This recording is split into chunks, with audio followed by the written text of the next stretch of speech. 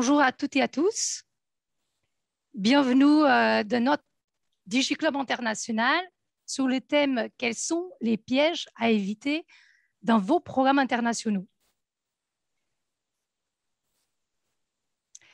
Ce DigiClub, comme vous le savez, est organisé par Servir et nous avons aujourd'hui la participation de l'assureur international Chubb. Nous avons donc la présence de Michael Serol, le responsable des programmes internationaux chez Chubb, Jean-François Hennebique, notre coordinateur des réseaux internationaux, et moi-même, Liliana Nascimento, directrice des Servir international. C'est un plaisir d'être avec vous aujourd'hui. Donc, avant de démarrer notre thème principal, bien sûr, nous souhaitons partager avec vous quelques informations importantes concernant Servir et Chubb. Donc, Servir est une entreprise avec plus de 110 ans qui a toujours voulu rester familiale et indépendante, mais qui a eu le besoin d'accompagner ses clients à l'international. C'était évident pour nous. Donc, nous avons décidé de prendre deux démarches. Donc, la première, nous avons fait des partenariats avec 4 réseaux internationaux. Assurex Global, Howden, USI aux États-Unis et Wing. Et d'une autre côté, nous avons décidé en même temps de créer une équipe internationale dédiée, ce qui est très important pour nous. Cette équipe est aujourd'hui composée de 8 personnes et nous nous occupons actuellement de plus de 300 clients internationaux et gérons à peu près 80 programmes internationaux avec ces polices locales intégrées. Michael, je vous laisse présenter Chubb, s'il vous plaît. Merci, bonjour à tous. C'est un plaisir de participer à ce webinaire organisé par Servir. Je vais vous présenter le groupe Chubb pour ceux qui ne connaissent peut-être pas. Je vais partir du général pour en arriver à Chubb France. Mais pour commencer, Chubb Group au niveau mondial, c'est le plus gros assureur IARD coté en bourse. Donc avec un rating A++ en notation AM Best et un rating AA en notation Standard & Poor's. On a 31 000 collaborateurs dans le monde et on comptabilise un total de 41 milliards d'USD de chiffre d'affaires. Et en fait, si on regarde ce chiffre d'affaires au niveau répartition des pays, on a 60% de ces 41 milliards qui est réalisé aux US et Canada et les 40% restants sont répartis dans le reste du monde. Donc là-dedans, la France se positionne au 5e rang au monde au niveau chiffre d'affaires et en premier au niveau Europe continentale dans le groupe Chubb. Donc il y a vraiment un gros driver sur les US au niveau chiffre d'affaires. Notre métier, notre philosophie, c'est l'assurance avant tout. Donc on n'est pas un assureur de part de marché. Notre philosophie, clairement, c'est orienté sur une souscription technique qui nous permet justement de conserver les ratings financiers dont je vous ai parlé juste avant. Alors ça veut dire quoi? Ça veut dire qu'on est un assureur qui dispose d'une solidité financière et donc ça veut dire qu'on sera toujours présent dans 5, 10, 15 ans pour payer les sinistres. De la même manière, au niveau philosophie, c'est si Chubb s'engage à couvrir un risque, c'est toujours dans une logique de long terme, pas de stop and go, on accompagne le client dans un partenariat sur la durée. Au niveau du réseau, on a un des réseaux les plus étendus avec plus de 200 pays couverts et on a 54 bureaux de Chubb en propre dans les pays. Alors maintenant, au niveau Chubb France, on est un assureur multispécialiste et on couvre beaucoup de lignes de business comme le dommage, la RC, le transport, les lignes financières, donc D&O, cyber, RC Pro, fraude, RC environnement, terrorisme, et aussi business travel et tout ce qui est accident and health. Donc, on est parfaitement équipé pour mettre en place des programmes multinationaux dans toutes ces branches que je viens de vous citer. Au niveau France, on est 280 collaborateurs. On est répartis dans 6 bureaux, donc Paris, Lyon, Lille, Bordeaux, Strasbourg et Nantes. Et ça témoigne d'un vrai tissu local et aussi un accompagnement commercial en région qui est très fort. On a aussi récemment décidé de relocaliser notre siège européen en France. Donc ça témoigne aussi d'un véritable investissement du groupe Chubb pour la France. Et ça confère aussi, par la même occasion, au bureau de Paris un pouvoir de décision sur toutes les opérations en Europe. Donc, si on compte ce siège social, on est 370 collaborateurs chez Chubb France. Voilà, c'en est tout pour la présentation du groupe Chubb. Merci, Michael. Jean-François, pourquoi c'est DigiClub aujourd'hui? Bonjour tout le monde, merci Liliana. Alors, pourquoi un DigiClub? Oui, en effet, pourquoi me direz-vous? Alors, déjà, tout d'abord, parce que c'est dans l'air du temps et que nous, chez Servir, on aime être à la pointe de la mode. Donc, DigiClub. D'autre part, parce que malgré la crise sanitaire qui fait suite à la pandémie, et contrairement à ce qu'on aurait pu craindre, on s'aperçoit que le développement à l'international fait toujours partie des axes prioritaires des entreprises, qu'elles soient françaises ou étrangères d'ailleurs. Et là, en l'occurrence, on va parler des entreprises françaises. Alors, avant tout, pardon d'avance parce qu'on va devoir, malheureusement, nous n'avons que 30 minutes et il nous faudrait au moins 30 heures pour pouvoir faire le tour du sujet. Nous n'avons que 30 minutes, donc pardon de rester sur des notions assez basiques et qu'on va aborder schématiquement. Si vous avez des questions, il y aura la session de questions-réponses par le biais du chat après le quiz de tout à l'heure. Et bien évidemment, vous pourrez nous contacter. Nos coordonnées vous seront communiquées.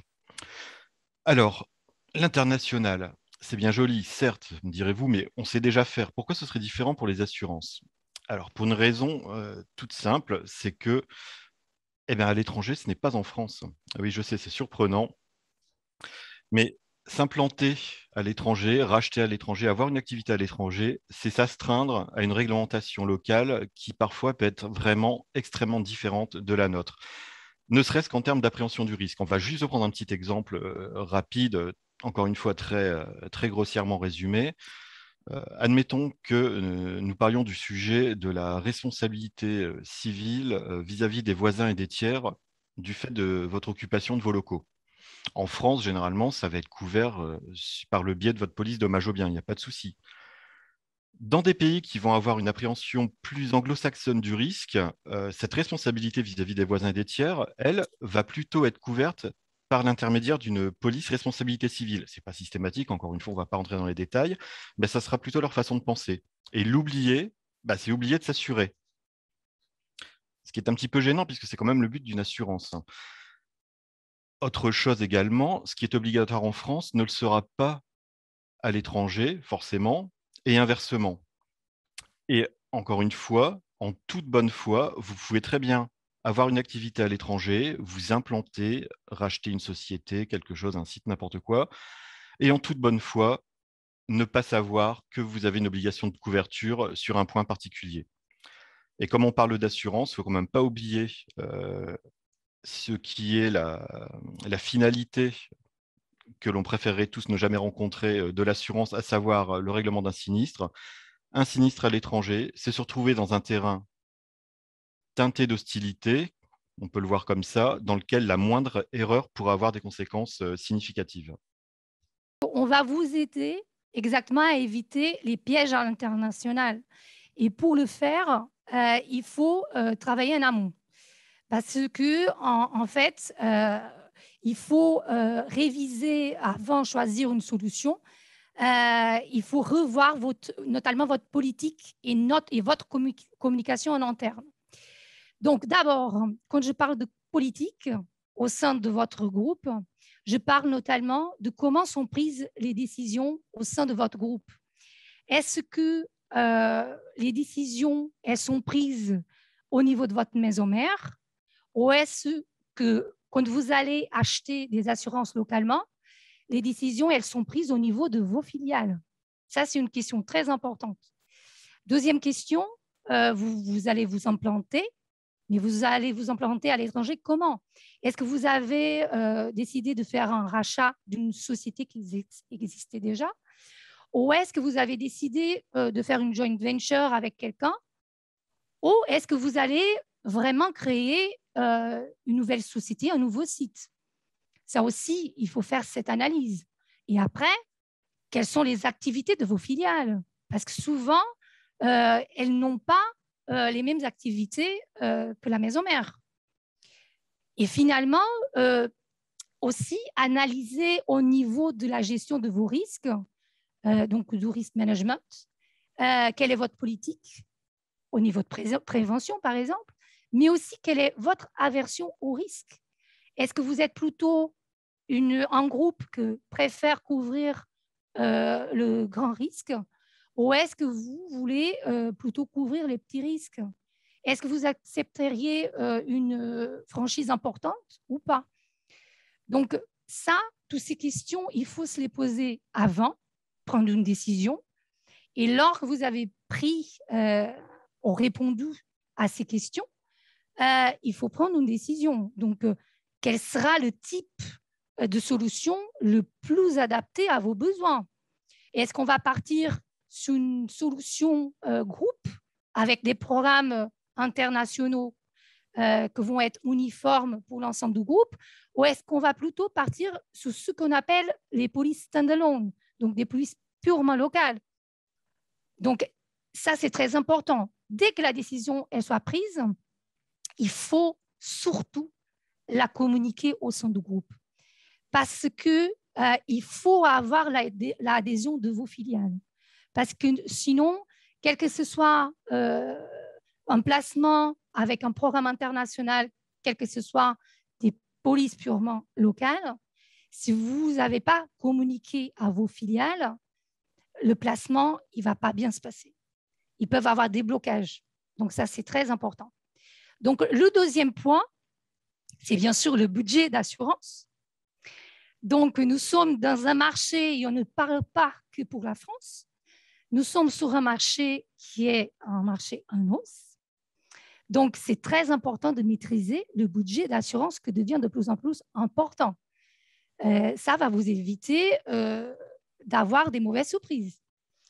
Mais également, avec votre courtier, de discuter de la solution la moins chère, parce qu'on parle bien d'un programme international ou d'une solution locale, mais ça serait bien que votre courtier puisse vous donner la comparaison entre les deux, au niveau de prix, mais également au niveau des avantages et les inconvénients. Donc ça, c'est très, très important d'en discuter avec votre courtier. Votre courtier, derrière, il va travailler avec son réseau pour obtenir toutes ces informations. Aussi, très important, on a parlé déjà de conformité. Donc, quand on parle de conformité, on parle de conformité sous les obligations locales aussi. Donc, par exemple, les obligations locales, je pense par exemple aux accidents de travail. Nous savons qu'en France, les accidents de travail de vos salariés, ils sont gérés par la sécurité sociale. Ce n'est pas le même cas à l'étranger. Et parfois, on dit à l'étranger, oui, en dehors de l'Europe. Non, ce n'est pas vrai. Si on pense, par exemple, à nos voisins en Belgique, un peu plus loin, au Portugal, ce n'est pas la sécurité sociale qui va intervenir lors d'un accident de travail. Il a une obligation locale et donc, les entreprises, elles doivent acheter une police d'assurance localement pour couvrir ses salariés lors d'un accident de travail. Donc, ce n'est pas la même chose si on est en Europe. Aux États-Unis, on ne parle même pas. Après, quand on parle de conformité, on parle également de la conformité de vos programmes internationaux. Parce que ce n'est pas parce que j'ai un programme international que je vais être conforme. Il faut bien, avec votre courtier, vérifier que nous avons bien intégré les clauses différence en conditions et différence en limites, et également la clause intérêt financier. Parce qu'en cas de sinistre, par exemple, si votre police locale intégrée n'est pas suffisante pour payer, pour régler un sinistre, la clause deal, donc dans ce cas, différence de limite, elle peut vous aider.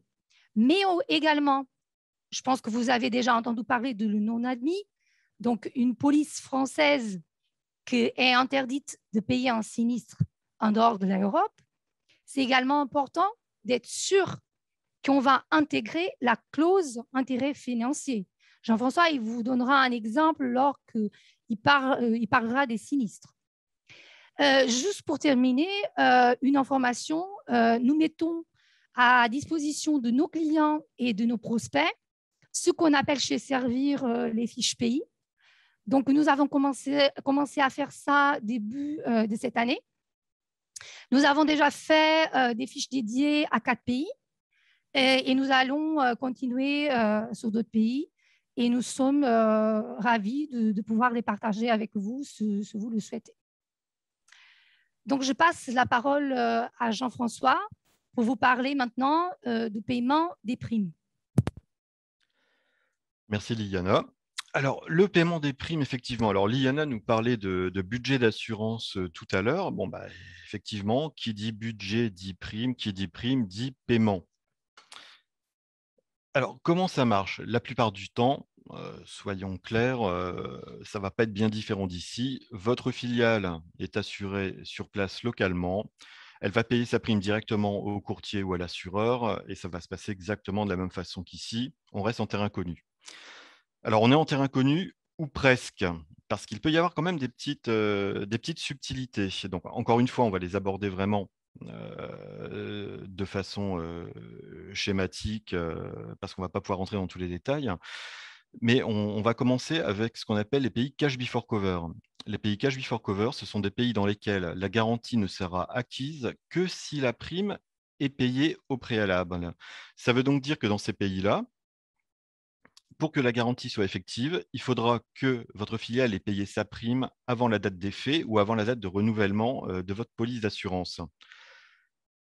Alors, dit comme ça pourrait sembler être juste un petit désagrément, mais ça sous-entend quand même, d'une part, que l'assureur que vous avez choisi et qui vous couvre là-bas ait calculé et émis la prime en temps voulu, et d'autre part, que votre filiale elle-même soit en capacité de payer cette prime avant et qu'elle soit donc informée de cet état des choses. On a une deuxième particularité qu'on peut également rencontrer, c'est l'obligation du paiement en local. On peut tout à fait envisager de payer directement les assurances de sa filiale depuis la France. On fait un virement, un transfert, il n'y a aucun souci avec ça. Simplement, Liana nous parlait tout à l'heure des pays qui sont en non admis, et dans les pays qui sont en non admis, c'est généralement ces pays-là, on va en fait avoir une obligation de paiement local. C'est-à-dire qu'il est interdit de payer les primes d'assurance directement depuis l'étranger. C'est une entité juridique locale, donc votre filiale, votre bureau local, qui doit procéder à ce paiement. C'est également quelque chose qu'il faut, qu'il faut savoir, puisque procéder à un virement depuis l'étranger, en fait, sera déjà une infraction à la réglementation locale et surtout pourra vous entraîner, faut vous mettre face à un défaut en cas d'action de la garantie. Et enfin, puisqu'un plaisir n'arrive jamais seul, on a bien sûr les pays qui vont nous cumuler les deux, c'est-à-dire une obligation de paiement local et du cash before cover. Donc là, on a vraiment toutes les contraintes et toutes ces contraintes impliquent donc un suivi vraiment précis de vos assurances. Alors, pourquoi est-ce qu'on paye des primes? On paye des primes pour être assuré et on est assuré pour qu'en cas de sinistre, ce sinistre soit indemnisé. Donc, le paiement des sinistres. Alors, le paiement des sinistres, en fait, on a un petit peu la même façon de raisonner que sur le paiement des primes. Il n'y aura aucune difficulté particulière si vous êtes assuré localement. Vous avez une police locale, le sinistre aura lieu et sera géré et indemnisé par l'assureur local sans aucun souci. Mais il est tout à fait possible que cette police locale fasse partie d'un programme ou soit réassurée par une police française. Et c'est justement l'intervention de l'assureur français pour l'indemnisation d'un sinistre à l'étranger qui fait qu'on va pouvoir avoir quelques petites surprises et rencontrer des petits pièges qui pourraient avoir de grosses conséquences. En effet, il y a les pays, et généralement, donc, ce sont les pays où le non-admis n'est pas autorisé, qui, eux, vont interdire purement et simplement qu'un sinistre soit payé depuis l'étranger. Donc là, si vous n'avez pas une police locale en place, et que vous avez uniquement votre assurance française pour indemniser le sinistre, ça sera une infraction à la réglementation. Une infraction qui pourrait avoir des conséquences quand même pénales, fiscales et judiciaires pour votre filiale, voire pour vous-même, assez conséquentes. L'autre difficulté qu'on peut rencontrer, c'est si vous avez une police locale qui fait partie d'un programme dans un pays où le non-admis s'applique et que vous avez atteint le plein de garantie de votre police locale, c'est-à-dire que vous avez épuisé ses limites et qu'on doit faire appel à la police master française. Dans ce cas-là, si on est dans un pays où le non-admis n'est pas autorisé, on va rebasculer sur ce schéma où, pour le complément, entre guillemets, encore une fois, je schématise, c'est un peu plus complexe que ça, le complément d'indemnisation va être payé par la police française, ce qui est interdit. On va donc devoir recourir à ce que Liliana nous expliquait tout à l'heure, à savoir la clause FINC, la clause d'intérêt financier, pour indemniser directement la maison mère. Alors, tout ça, on le voit, c'est finalement assez contre-intuitif. On est quand même sur des choses qui peuvent être assez techniques, qui vont demander une certaine vigilance, d'où l'importance de l'accompagnement local.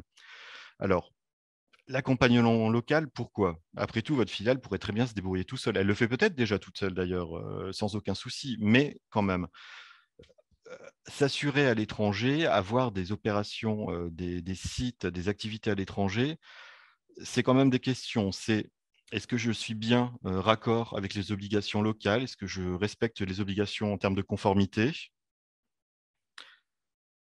Est-ce que mes garanties sont adaptées? Est-ce que je n'ai pas de trou de garantie? Ou au contraire, est-ce que je n'ai pas des doublons, voire comment dire, des limites qui sont surdimensionnées par rapport à mon activité et à d'autres polices que je pourrais avoir qui pourraient intervenir également?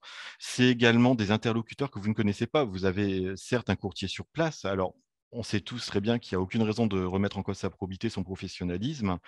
Simplement, ce courtier, au mieux, répondra à votre filiale, mais vous n'aurez absolument pas de contact avec lui ou très peu et pas de maîtrise à ce niveau-là. Enfin, en termes de gestion des sinistres, soyons très clairs, un sinistre à l'étranger, c'est un sinistre dans une langue que vous ne connaissez pas, que vous ne maîtrisez pas forcément, une langue locale, une procédure locale qui peut être très particulière et bien différente de la nôtre, des interlocuteurs bien différents, tout un environnement en fait qui nous est totalement étranger par définition. Et c'est là justement qu'à notre sens, il est important, au-delà du fait d'avoir un programme et un assureur qui a des représentations partout, d'avoir un courtier qui lui-même appartienne à un réseau. Pourquoi? Parce que ce courtier va être astreint aux obligations de service et à un niveau de service qui est celui du réseau. C'est-à-dire que la qualité de service qui sera donnée en France par votre courtier, le partenaire à l'étranger va être astreint au même niveau, à la même qualité de service. C'est-à-dire que vous aurez donc un partenaire qui sera à l'écoute, qui fera le reporting pour vous, qui en cas de changement de réglementation, par exemple, pourra vous en informer immédiatement. Il pourra aussi, en cas de sinistre, en plus de l'accompagnement du sinistre, ce qui est très important, vous en tenir informé, parce qu'il peut tout à fait arriver que votre filiale, par exemple, connaisse un sinistre, estime qu'il n'est pas nécessaire de vous informer immédiatement en France parce que bon, ça semble anodin. Le représentant de votre courtier en France, lui, par contre, peut très bien vous faire un reporting en temps réel, ce qui vous permettra d'intervenir directement et de piloter dans la mesure du possible la résolution de ce sinistre. En fait, hein, il faut voir ce courtier qui va vous accompagner localement, non pas comme simplement un courtier, mais quasiment comme un partenaire. En fait, vos intérêts sont ses intérêts. Et c'est pour ça que nous recommandons, dans la mesure du possible, de toujours faire appel à un courtier local qui appartienne à un réseau qui vous permet à vous d'avoir un accès à ce courtier et de pouvoir, comment dire, avoir un contact direct et lui donner vos instructions et avoir la certitude que vos instructions et la politique assurantielle que vous avez décidée sera respectée. Merci Jean-François. De rien.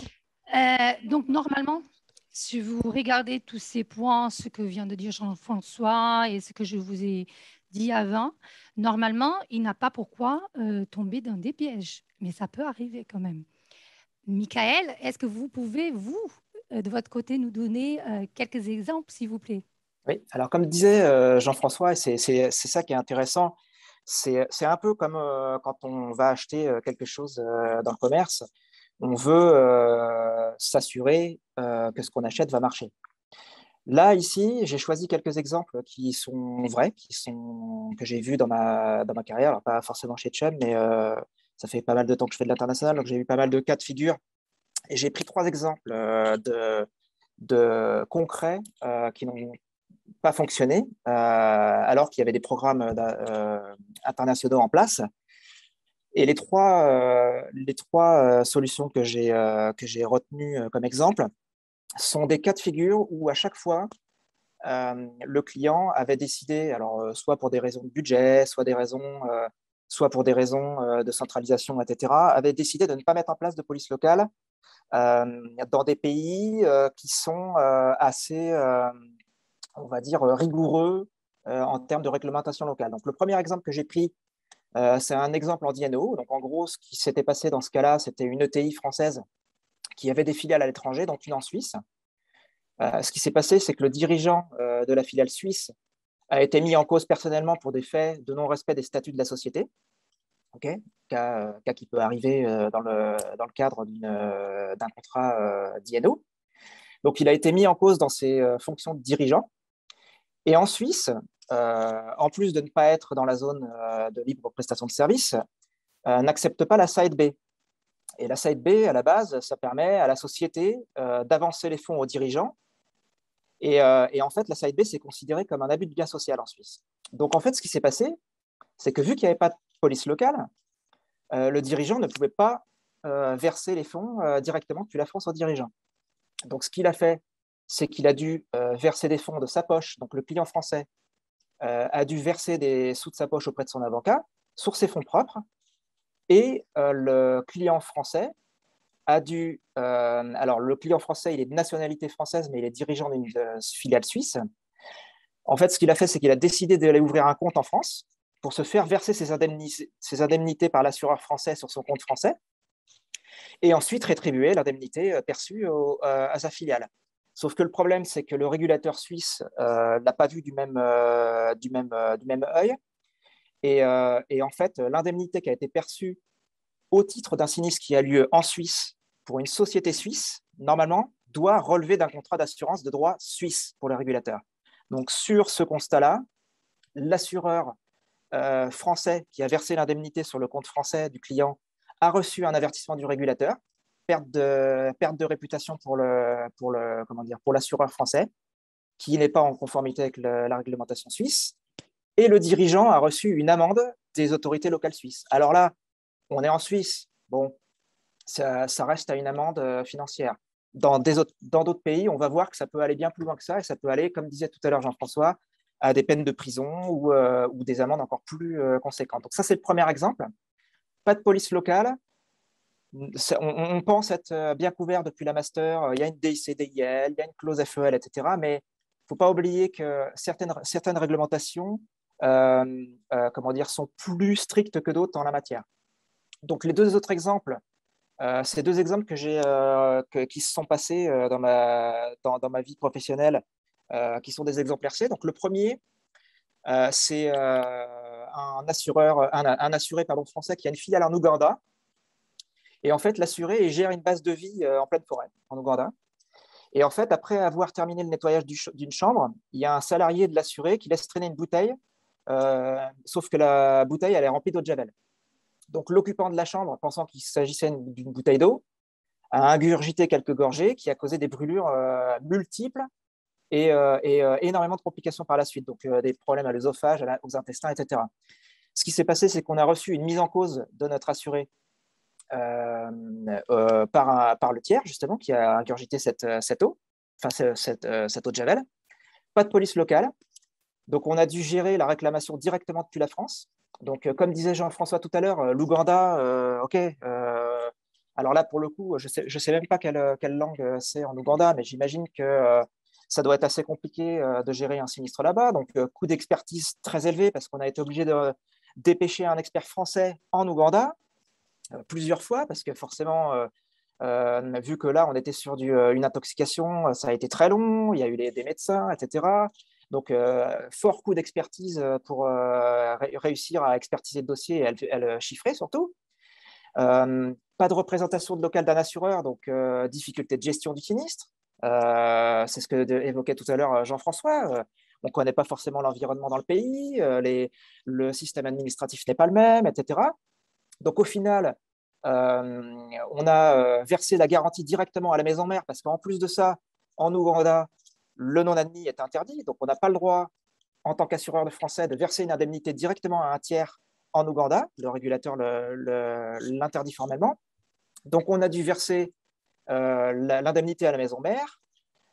Ensuite, une fois que l'assuré français a reçu l'indemnité, il a eu des problèmes pour verser les fonds dans le pays du sinistre parce que le client, au même titre, est embêté aussi pour répercuter l'indemnité à sa filiale parce qu'il y a les mêmes règles qui s'appliquent pour lui. Problème de taxation. Donc, en fait, sur ce cas-là, si la filiale avait souscrit une police locale, l'indemnité aurait été versée directement par l'assureur local en Ouganda, directement à la victime. Donc là, c'est des problématiques et un impact financier parce que ça a coûté beaucoup d'argent et de temps aussi parce que le sinistre a été hyper long à instruire et à finaliser. Et problème aussi pour le client pour répercuter cette indemnité au niveau du tiers. Le dernier exemple, c'est toujours un sujet RC, sauf que cette fois-ci, c'est un client français qui a une filiale aux US. Alors, l'assuré en local aux US gère la maintenance des bornes d'entrée-sortie des parkings dans une grande ville américaine. Et en fait, suite à une intervention de notre assuré sur ces bornes, il y a beaucoup de barrières de parking qui sont restées ouvertes pendant plusieurs jours. Les conséquences, c'est que ça a entraîné des dégradations dans les parkings, mais surtout une grosse perte d'exploitation pour la ville qui exploite ces parkings. Donc, encore une fois, mise en cause de la ville, mise en cause de la part de la ville à notre assuré, pas de police locale. On est dans un État, parce qu'il y a plusieurs États, il y a beaucoup d'États qui légifèrent différemment en termes de non-admis, en termes d'activités considérées comme non-admis, etc. C'est très, très complexe. Et en gros, on peut dire que chaque État a sa réglementation propre en la matière. Là, pas de chance. On est dans un État qui est très strict au niveau de la réglementation et du non-admis. Et il se trouve que dans cet État-là, exercer une activité même d'expertise est interdite dans l'État en question. Interdit pour l'assureur français de communiquer même par téléphone ou par email avec la victime, etc. C'est très, très, très réglementé dans cet État-là. Donc, ce qui s'est passé, c'est que les seuls contacts qu'on avait avec le client pour régler le sinistre, c'était avec le client français et pas du tout avec la filiale aux US qui exploitait le parking. Donc, ça a été très, très long parce qu'il a fallu être dans une communication tentaculaire avec le client pour essayer de faire remonter les informations sans avoir de contact directement, etc. Ça a pris énormément de temps. Je crois que le sinistre a duré 4 ans à instruire. C'est un cas de figure qui n'est pas hyper compliqué, pourtant. Mais le fait de ne pas avoir de police locale nous a obligés à traiter qu'avec l'assuré français. Et alors, en plus, les clauses du contrat français par rapport aux spécificités locales aux US étaient complètement différentes. Enfin bon, bref. Il y a eu aussi une problématique parce qu'on a dû verser, pareil que pour l'exemple précédent, l'indemnité aux clients français, forcément, vu qu'on n'avait pas le droit de payer le sinistre dans cet état-là aux US. Problématique de taxation, parce que les US, et on l'a vu, avec le précédent président des États-Unis, Trump, on a vu une montée de la vigilance des US sur tout ce qui était business qui vient de l'étranger. Donc, il y a eu, je ne sais pas si ça vous dit quelque chose, mais on avait eu l'instauration de la BEAT tax qui taxait tous les mouvements financiers des captifs des US vers les pays non US. Donc voilà, il y a aussi tout cet environnement-là aussi évolue et se durcifie en fonction du business qui évolue. Je suis un petit peu en dehors du sujet, mais c'est juste pour dire que plus le business augmente dans des régions comme la Chine, l'Inde, qui n'étaient pas forcément énormément mature au niveau business, plus le régulateur va regarder de près les transactions et va durcir la réglementation. Donc, ça fait quand même le lien avec ce que je vous disais. Donc, l'impact en termes d'absence de police locale dans des pays qui sont vraiment stricts en termes de réglementation locale, c'est toujours un coût d'expertise élevé qui va gréver les résultats de votre assuré. Ça va être des expertises compliquées dans des pays qui n'ont pas de représentation locale. Et ça va être aussi des taxations des indemnités qui sont versées à la maison mère. Donc, tout ça pour vous dire qu'il faut vraiment, et c'est ça rejoint ce que disait Jean-François, hein, c'est très compliqué, hein, l'environnement international est très compliqué, il faut faire une cartographie complète des risques que vous avez au niveau de vos filiales, et en connaissant tous ces impacts-là, ça vous aide aussi à arbitrer et à choisir la solution appropriée. Et on en revient à ce que je disais au début, c'est vérifier que votre contrat marche. Et là, on est en plein dedans. Donc là, je vous ai mis quelques autres exemples au Brésil, au Mexique, en Argentine et aux US pour vous donner un petit peu plus de matière sur un peu plus d'exemples au niveau de cas concrets sur le marché. Alors là, ce n'est pas de shop du tout, hein, c'est des assureurs. Vous allez voir un petit peu, je vous laisserai lire tout ça. Mais en gros, l'idée de ce slide-là, c'est déjà vous apporter d'autres exemples de vigilance en termes de conformité, mais aussi vous dire que souvent, on pense que l'impact de l'absence de respect des réglementations incombe à l'assureur seul. Et là, ces 4 exemples, justement, sont là pour vous montrer que pas toujours, en fait.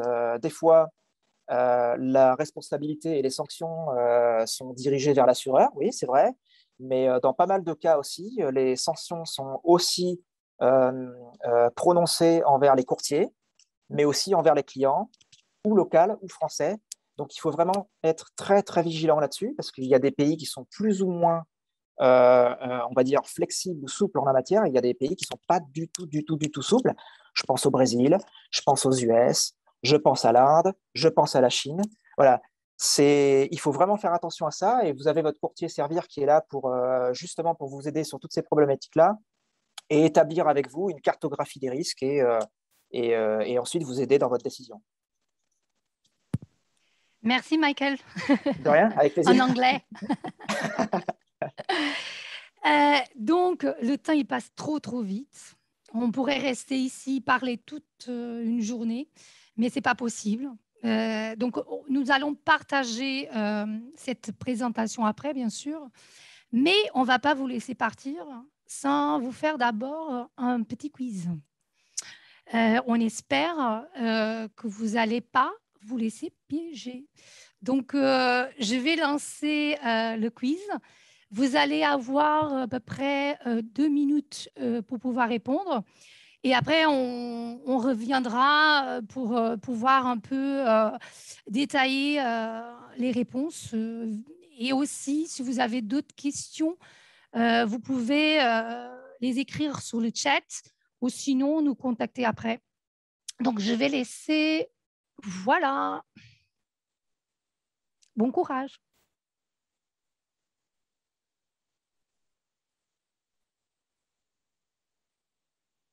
Voilà, je partage avec vous les résultats. Merci d'avoir participé à notre quiz.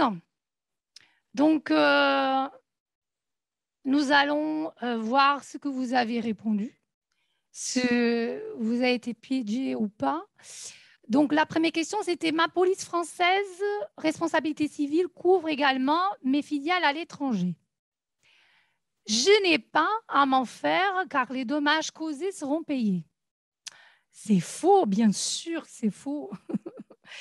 Par contre, il ne faut jamais oublier, quand je dis que c'est faux, il faut voir 2 contextes. Donc, si on parle d'une police française qui couvre la partie française, mais également des pays européens, dans ce cas-là, avec la libre prestation de service, la police française va pouvoir couvrir les filiales. Il n'y a pas de souci.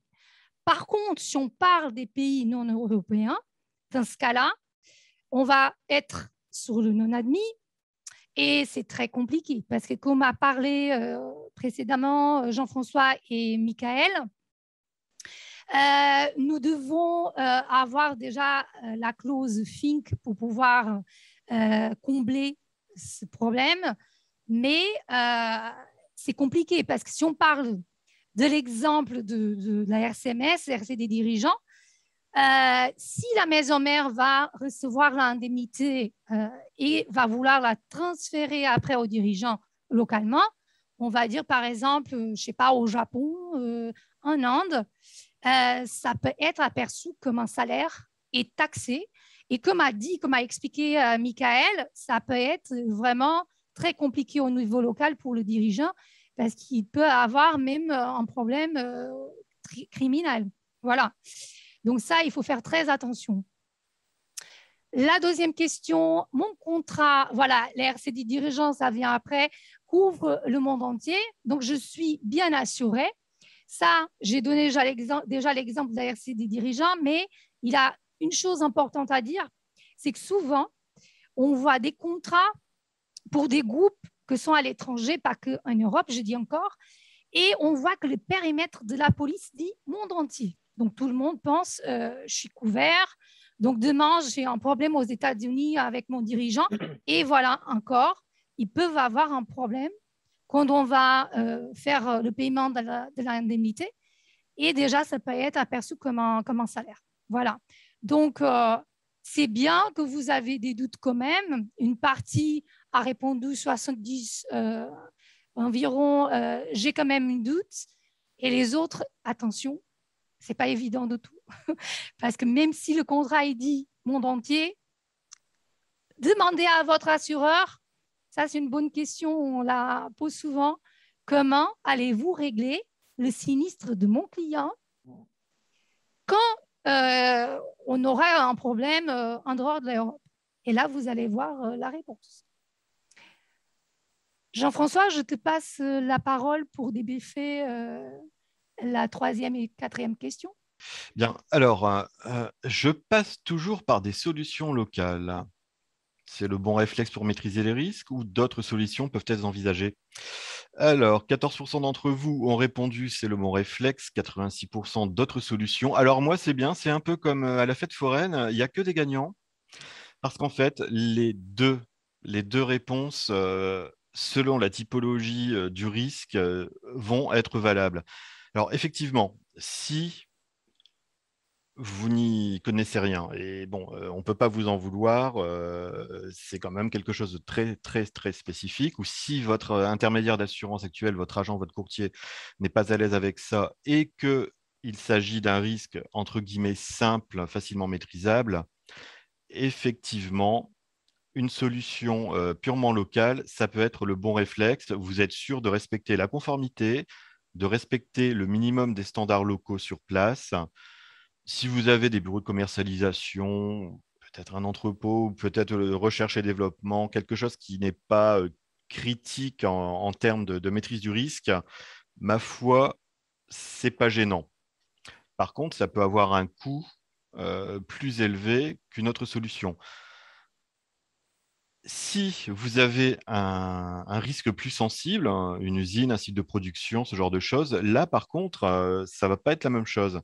En termes de capitaux à garantir et en termes de coûts au niveau des primes d'assurance, une solution purement locale peut, je ne vais pas dire être exorbitante, mais être vraiment très, très chère par rapport à ce que pourrait vous offrir un programme. En effet, le programme va vous permettre d'avoir une police locale qui respectera toutes les obligations en termes de conformité et les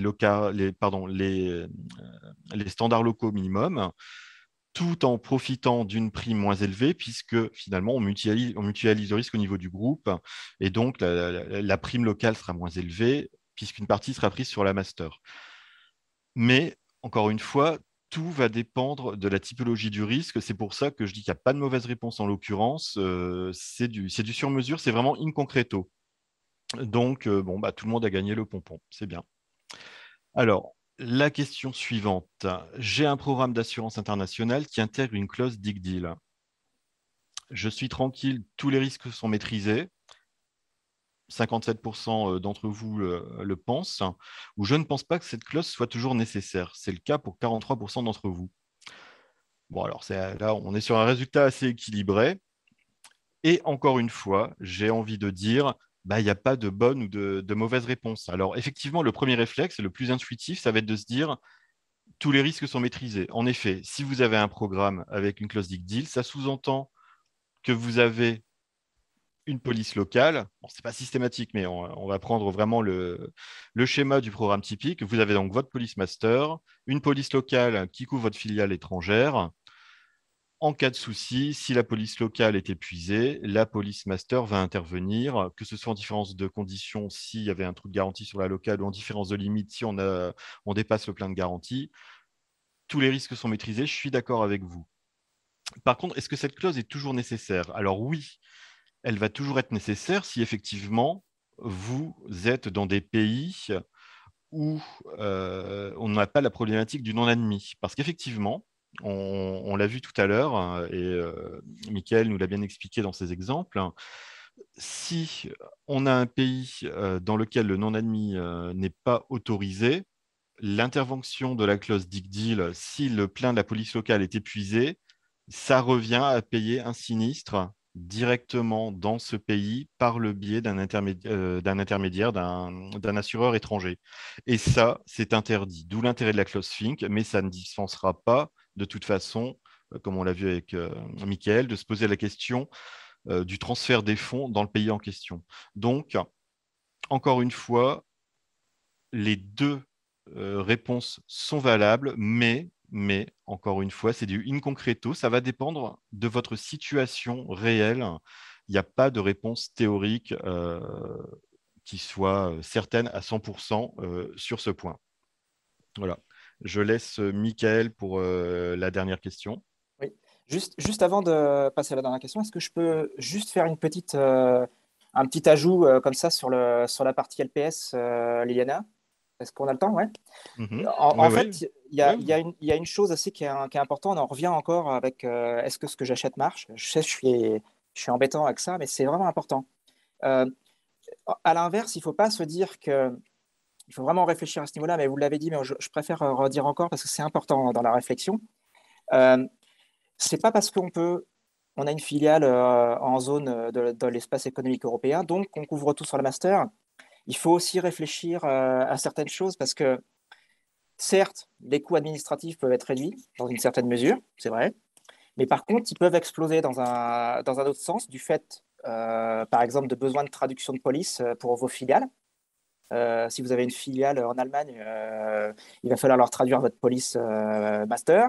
Les services additionnels tels que la traduction d'une expertise locale en cas de sinistre compliqué, les équipes sinistres en France qui ne connaissent pas forcément la réglementation, même en Allemagne ou en Italie, etc. Donc, le mot d'ordre là-dedans, c'est que si vous, par exemple, vous avez une sinistralité qui est très élevée dans un pays, il va peut-être falloir penser à mettre plutôt en place une police locale, même si c'est dans une zone LPS, parce que ça va vous donner quand même des experts locaux qui parlent la langue, qui peuvent avoir la relation avec la filiale et le courtier local, etc. Donc, il y a ça à penser. Et pareil, si vos filiales locales doivent fournir une preuve d'assurance en local, si par exemple elles passent des marchés avec des fournisseurs, avec des tiers, qu'elles passent des marchés en local, faites attention parce que des fois, ces fournisseurs allemands, ces tiers allemands ou ces marchés allemands vont demander une preuve d'assurance émanant d'un assureur local. Donc ça peut être le cas aussi pour des entreprises qui font du real estate, de l'immobilier. Souvent, les banques demandent des attestations émanant d'un assureur local. Donc, encore une fois, ces zones LPS, ma filiale, je peux la couvrir en LPS, il n'y a pas de souci, mais attention, qu'est-ce que je vais devoir prouver comme assurance en local si je passe des marchés, si j'investis dans des banques, avec les banques, si j'ai besoin d'investissement de banque, etc. Bon, il faut think out of the box. Voilà. C'était juste ce que je voulais. Non, mais c'est très bien, Mickaël, et ça répond déjà à notre 5e question. Parce que je suis tout à fait d'accord avec vous. Quand on parle de la libre prestation de service, tout le monde dit on va payer moins cher, donc c'est la solution. Mais nous, c'est pour ça qu'au début, quand on a analysé les politiques prises par au sein du groupe. Quand on parle d'activité, il faut réfléchir si on a de la distribution, si on a la fabrication. Il a des contraintes et comme vous dites, vous avez dit très bien, lors d'une expertise, on aura besoin de quelqu'un localement. Et notre partenaire, s'il n'a pas la police locale, ce qui se passe parfois, c'est qu'on doit payer un fee pour envoyer quelqu'un localement pour nous accompagner parce qu'on ne va pas se déplacer en Roumanie, par exemple, pour faire ça. Donc, c'est assez compliqué. Ouais. Alors la dernière question, on l'a fait quand même ou ouais. Oui, oui. Alors on l'a fait et ensuite, pardon, Mickaël, je vous interromps, on l'a fait et ensuite, je vois que dans le chat, il y a une ou deux questions. Donc on pourra y répondre juste après. Ok. Bon, alors là, du coup, comment dire, la réponse était aux deux. C'est bien, en fait, dans un programme international d'avoir... c'est une relation quadripartite. Hein. Donc, il y a l'assureur français avec le client français et le courtier français. Et on a le pendant au niveau local, l'assureur local, le courtier local et le client local. Et c'est une relation qui doit se faire de concert. Donc, c'est pour ça qu'on appelle ça la coordination internationale, justement. Donc, si le client, la filiale du client en Allemagne a besoin d'une attestation, eh ben, la filiale remonte la demande au niveau du client français. Le client français remonte la demande au courtier français qui remontera la demande au niveau du courtier local et de l'assureur français. Et l'assureur français remontera la demande à l'assureur local. Ce qui fait que toutes les parties seront au courant au même moment. C'est de la coordination. C'est une relation qui est quadripartite entre les courtiers et les assureurs et ça permet d'aller plus vite et d'être efficace et de faire remonter les besoins en même temps. Donc, la réponse, c'était les deux. Merci, Mickaël. Et c'est pour ça que c'est très important que le courtier et l'assureur puissent être munis d'un bon réseau au niveau international et que cette chaîne de communication, elle fonctionne bien. Donc, Chubb et Servir, nous, on est en capacité d'accompagner nos clients à l'étranger et de répondre aux demandes. Voilà. Oui. Merci, Mickaël. De rien. Donc, on arrive à la fin de CDJ Club qui a passé trop vite, au moins pour nous. On en fera d'autres, certainement. Nous vous laissons nos coordonnées. Malheureusement, on ne va pas avoir le temps de répondre aux questions, mais on vous promet, on va vous faire des emails. On a vos adresses d'email, on va vous répondre par email. Et de toute façon, on va vous laisser nos coordonnées. Donc, au cas où vous avez d'autres questions, n'hésitez surtout pas à prendre contact avec nous par téléphone, par email. Nous restons à votre disposition.